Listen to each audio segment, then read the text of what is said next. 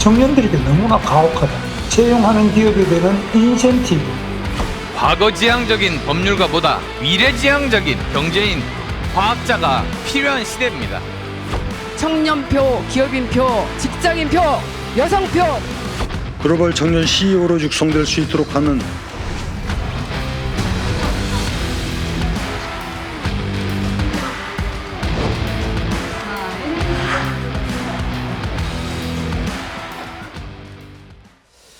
자, 국민의힘 대선 경선 후보들 오늘부터 이틀간 1차 경선 토론회를 엽니다. 오후 2시부터 김문수, 안철수, 양양자, 유정복 후보의 토론회가 지금 시작이 됐고 진행이 이어지고 있습니다. 그중에서 후보들이요, MBTI, 그러니까 이 성격 유형에 기반해서 자기 소개를 해서 이목이 집중됐다고 합니다. 함께 좀 들어보도록 하겠습니다. 이 NT제는 타고난 리더입니다. 군수와 구청장, 시장, 장관을 지내면서 또 성과를 내왔습니다. 지금 대한민국에는 일하는 대통령이 필요합니다. 저도 ENTJ입니다. 복잡한 상황 속에서 추진력을 발휘해서 그 문제를 해결하는 그런 사람입니다. V3 그리고 또 안랩도 아실 겁니다. 그런 특성을 나타내는 징표라고 할 수 있습니다. 저도 NTJ 대담한 통솔자인데요.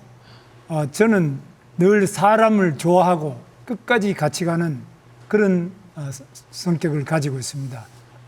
거리에 있을 때나 공장에 다닐 때나 직장에 있을 때나 농촌에 있을 때나 함께 손잡고 꿈을 이루어 나가는 그러한 적성을 가지고 있습니다. 저는 ENFJ입니다. 버락 오바마, 넬슨 만델라, 오프라 윈프리가 저와 같습니다. 따뜻한 리더십의 표본이라고 할 수 있겠습니다. 이 기질상 특징은 할 말은 한다입니다. 오늘은 그래서 좀 할 말 좀 해야겠습니다. 뭐 직접 보셨습니다만 MBTI 자기 소개 이렇게 하는 형식을 갖췄어요. 그러니까 좀 그래 제가 이야기에는 좀 흥행을 염두에 뭐 여러 가지 방법들 동원하는 듯한 느낌이 드는데 좀 설명이 필요해 보입니다.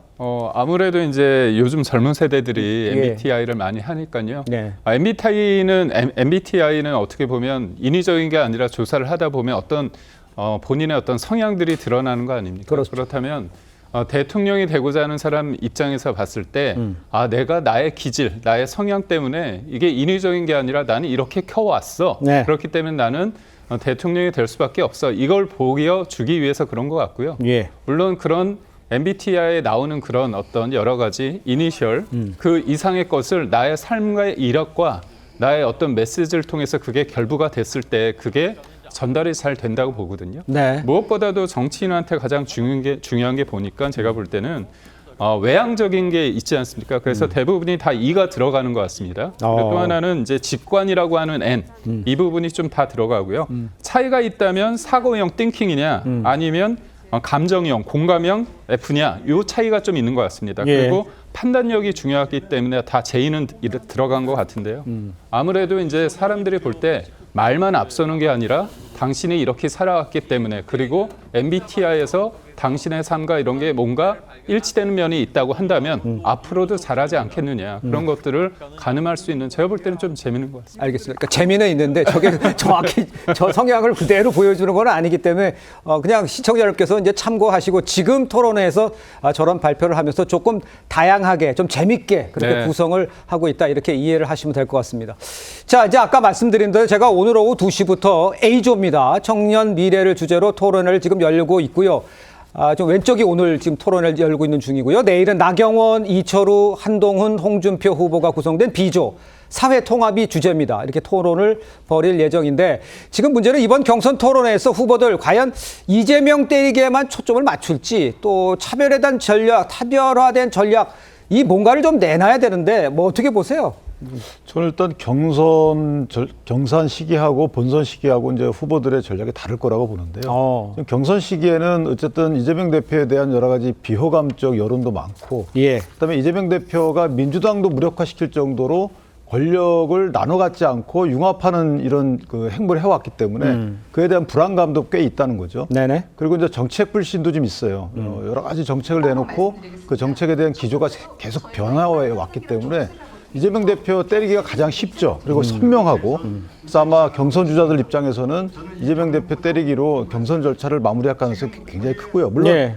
공통 주제인 뭐 복지나 경제, 민생 이런 부분과 관련된 거, 예. 그다음에 외교 안보 이런 부분 관련된 부분도 이재명 대표 때리기에 본인의 어떤 정책적 선명성을 강하게 할 수 있는 네. 방법이기도 하거든요. 예. 그래서 그게 이재명 대표 때리기가 아니고 이재명 대표의 정책이나 노선이 잘못됐기 때문에 그걸 비판하는 과정에서 가장 기준점을 삼는 것이 이재명 대표가 되는 거죠. 네네. 민주당도 아니고 그래서 그런 식이기 때문에 이재명 대표를 마냥 때리기는 아니다. 왜냐하면 정책적이나 아니면 신뢰에서 모든 면에서 대척점이 있는 분이기 때문에 예. 내 어떤 정책이나 내 어떤 개인성, 그다음에 걸어온 길 이런 것들을 어필하기 위해도 가장 좋은 방법이라고 생각들 하는 것 같습니다. 알겠습니다. 이제 그동안 서로를 향해서 이제 날선 비판을 해왔던 내일 이제 토론을 하게 됩니다만 홍준표 후보 또 한동훈 후보 화기애애한 모습을 보여줬었는데 죽음의 조 비조라고 불리는 이 내일 토론에 과연 여기서 어떤 일이 벌어질까 여기 또 격돌이 예상이 되고 있는 상황이잖아요. 홍준표 후보 또 나경원 후보 공격 포인트 그리고 또 한 후보의 방어 이런 건 밖에서 봤을 때 우리 신현영 전 의원께서는 어떻게 보세요? 실제로 지금 경선 과정에서 국민의힘이 안 그래도 어려운 이 선거판에서 뭔가 지지를 높이는 방식으로 호감을 늘려야 되지 않습니까? 예. 그런데 아마 죽음의 비조라고 하는 거는 결국에는 한동훈, 나경원 후보에서의 서로의 갈등 그리고 이전에 지난 또 당대표 경선에서의 서로의 반목 예. 이런 부분들이 다시 재발화될 가능성이 있다. 결국에는 같이 나락으로 떨어지는 네거티브 전략을 쓴다 그러면 국민의힘의 경선이 뭔가 대중성이나 흥미 위주로 흘러가면서 알맹이는 없고 오히려 서로에 대한 흠집내기로 전락할 수 있다는 우려가 있습니다. 그래서 네. 아무리 클릭수와 조회수를 인식한다 그래도 서로에 대한 적어도 나중에 후보를 한 명으로 예. 선출하는 과정에서는 다 같이 본인들의 지지자를 통합해야 되는 숙제가 있기 때문에 예. 그런 과정에서의 어디까지 정도를 지키면서 서로에 대한 차별화를 할 것이냐 이런 부분에서의 또 노련한 그런 토론 배틀이 이루어져야 되겠다라고 생각합니다. 알겠습니다. 일단 22일에 국민의힘 대선 후보 2차 경선 출마자 4명이 발표가 되고요. 29일에 2명이 남게 됩니다. 자, 강성필 우리 저 부대변인께는 이렇게 여쭤볼게요. 네. 물론 여러 가지 예측이 있고 뭐 누가 3강이니 1중이니 뭐 이런 얘기도 하잖아요. 네. 누가 4명이 남을 것 같다고 먼저 판단을 하시는지요? 일단 국민의힘 경선이 탄핵에 찬성했던 분과 반대했던 분으로 나눠야 된다고 생각하기 때문에 네. 탄핵에 찬성했던 한동훈 후보는 저는 4강에 올라갈 것 같습니다. 그럼 나머지 홍준표, 김문수, 나경원 이부 세 분 중에 거기에 안철수까지 해서 4분 중에 누가 올라가느냐가 문제인데 예. 저는 아무래도 안철수 후보 같은 경우는 국민의힘에서 좀 깊게 자리를 못 잡은 것 같아서 저는 홍준표, 김문수, 나경원 이 세 분이 빅3 자리에 다 올라갈 것 같아요. 그런데 최근에 대통령이 파면되기 전에는 김문수 후보가 상당히 약진을 했는데 네. 이게 한덕수 권한대행이 출마를 한다는 그런 소문이 퍼지면서 예. 사실 김문수 후보의 지세가 좀 빠진 것 같아요. 그래서 오히려 저는 이 빅4가 누구인지는 이미 결정이 난 것 같은데 마지막 3등과 4등을 김문수가 하느냐 나경원이 하느냐 저는 이게 오히려 더 흥미로울 것 같습니다. 알겠습니다. 우선 강성필 부대변인의 개인적인 의견을 지금 쭉 들어보신 것 같고 지금 보면 홍준표 후보 같은 경우에는 스몰4에서 경선이 끝나면 빅1이 된다 이렇게 얘기를 했는데 우리 대변인께서는 보시기에는 어떤 마지막 2는 누가 남게 될 것 같아 보이세요? 참 어려운 지금 예. 대변인 입장이기 때문에 뭐라고 그렇죠. 말씀을 드리기 좀 어려운데요. 네. 한동훈 전 대표가 결승전에 오를지 아니면 3위를 할지 이것도 되게 좀 어려운 문제인 것 같습니다. 네. 근데 안철수 후보가 만약에 4등 안에 든다고 했을 때 제가 볼 때 역으로 본다면 한동훈 후보 입장한테는 좋지 않을 수 있습니다.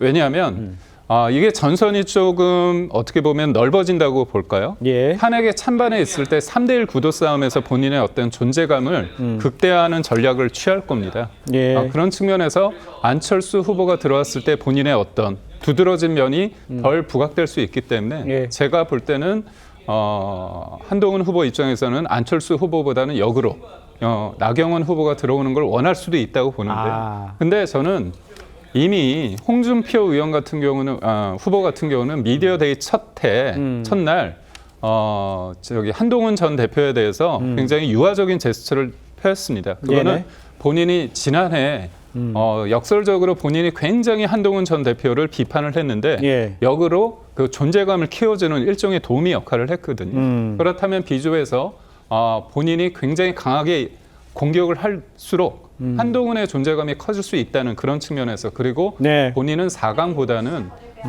본선 이재명 전 대표의 어떤 대결 국면에 있어서 좀 더 넓은 통 큰 리더십을 보여주는 게 맞다는 전략하에 제가 볼 때는 역으로 홍준표 시장은 한동훈에 대한 어떤 공격, 그런 어떤 견제 그런 것들이 없을 수 있다. 저는 그렇게 알겠습니다. 자, 시대의 변화에 따라서 대선 후보들은요, 이 쇼폼, 그러니까 짧은 영상으로 경쟁력을 보여주면서 또 이걸로 경쟁하고 있는 상황이죠. 저 화면을 보시면서 이제 설명에 올리면요.